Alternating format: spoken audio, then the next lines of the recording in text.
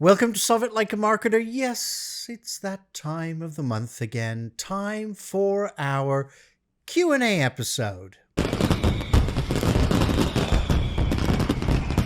Now, lately I've been getting a lot of comments, questions, queries, and thanks for my playlist, Freelancing for Creative Professionals.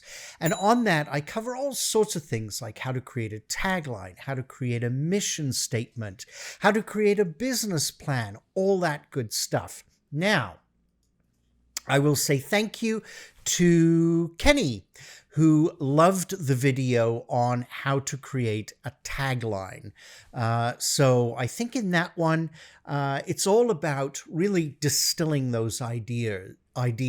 So, brainstorming, if you're doing it by yourself, which a lot of creative people are, or you're a business of one, you only have yourself in terms of trying to brainstorm. So it's really good to rely on your subconscious. So have those brainstorming sessions where you write out many words or sentences that could be potential taglines, and then leave it, put it to one side, and let your mind think about it overnight or over a couple of days, come back to it, and then slowly it will form. Okay, so what are some other questions that came up? So one of the questions I got was, how do I tackle naming my business? Or rather, like coming up with a tagline, naming your business is crucial, and you have to take time to really think about what your name will be. So it's a process that you don't want to rush. Now, certainly if you have a team, you can kind of do team building exercises where you all get together. Maybe you have a whiteboard and you write down lots of words and then you kind of distill it down from there. But if you're a business of one, then it's a little trickier. So I do have a whole video on naming your business as a freelancer. And one of the main things that I bring up is to have these sort of brainstorming sessions by yourself. So you literally open up, say, a Google Doc, and you just spit out all the words that you possibly can think of that might potentially be good for naming your business. So here, there is no wrong answer. You just spit out as many as you can. And this is also the methodology that I use for creating taglines. And you might spit out, say, 50 words, maybe even 100 words. No bad answer here. And then you walk away from it, right? So you leave it. Don't think about it. The funny thing is, though, your subconscious will be thinking about it. And then you revisit it again. And then you start to chop words. Okay, no, that doesn't work. That doesn't work. Walk away from it. Subconscious, working away. Maybe when you come back to it, you might add a few, and then slowly, the name will start to form. Maybe you come up with 2 or 3 names for your company and you think, you know what, this is pretty good. Maybe at this point, it's good to seek some outside help. Maybe it's family members, colleagues, somebody in the same industry. Send it out to them, see what they think. Tell them, okay, this is my business concept. Does this name actually resonate with you? Naming your firm or your company is so important. Take the time to really get it right. Another question that came up was goal setting for your business. So again, I got a whole video on that pretty much pertains to small businesses or if you are a freelancer. Now, particularly if you are a freelancer, setting goals for your business is really important, but it's also quite difficult, right? So you don't want to create goals that are too lofty to begin with. So create goals maybe around the first month of your business, the first 3 months, the first 6 months. And these goals may be as simple as setting up your social media channels, setting up your website. thinking about your price points. So what are you going to charge to your potential customers? And then from there, what are the hard goals that you want to meet after 3 months? Maybe that's gaining a certain number of new customers, trying to gain the sorts of projects that you'd really like to gain in a 3 month or a 6 month period. It's so important. When you take on a new business, it's easy to get caught up in the flurry of activities. There are so many things you have to do, like setting up a new bank account, setting up those social media channels.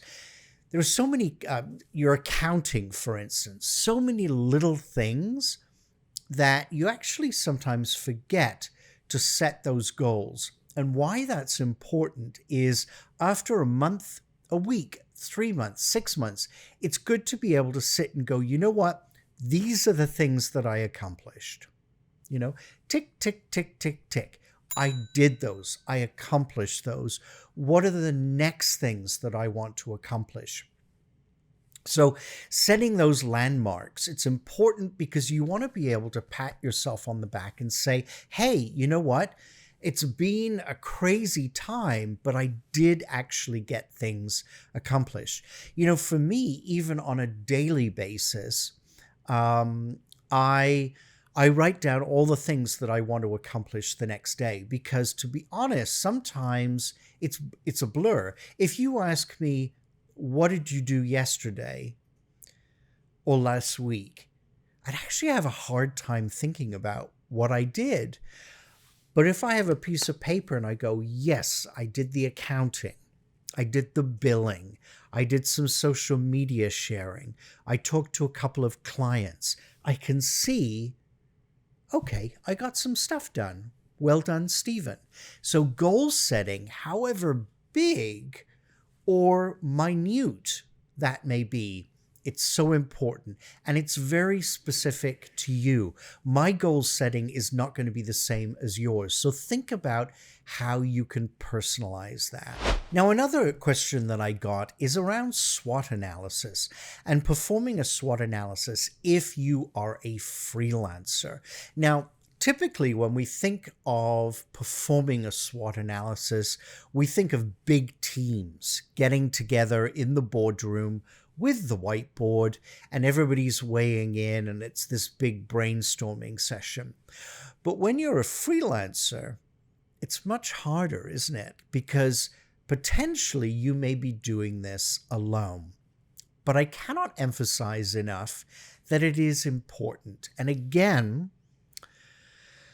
it's the same with coming up with a name or a tagline. It's something that you can chip away at. So do the SWOT and then walk away from it. Come back to it, walk away from it. And your subconscious will think about these things.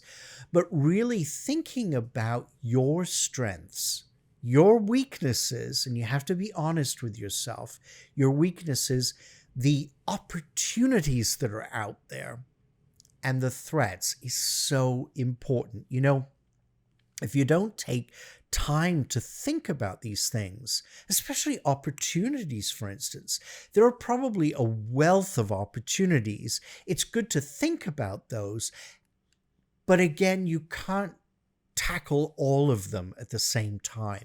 Maybe there are low-hanging fruit opportunities that you can jump on right away. Maybe it's something that you do 6 months from now. Weaknesses, for instance, maybe you're not good at accounting. I was never good at accounting when I started my business, but it was something that I learned over time, watching YouTube videos, and then finally getting on a proper platform that will do all my accounting for me, but also learning that platform. So it's good to recognize those weaknesses and how, again, these are things you don't have to tackle all at once, but how are you going to chip away at those weaknesses? So do the SWOT, and do the SWOT maybe on a yearly basis, and do it as a kind of a check-in. Finally, one of the questions that I got was around customer service, and again, around being a freelancer and tackling customer service versus burnout. Now, a lot of times, and I mentioned this in my video on this, is that, especially if you're a business of one, you want to please all your consumers, your customers, your client base. But sometimes they can keep asking and asking and asking, and the bar keeps getting higher and higher and higher. So there is a balance between pleasing your customers and putting your foot down, right? Especially when you're starting off, you may not feel comfortable charging every client what you would like to charge them, because you're also trying to build a portfolio. Inevitably, when you've got a big portfolio and you're running and you're doing great, you'll be able to expect more.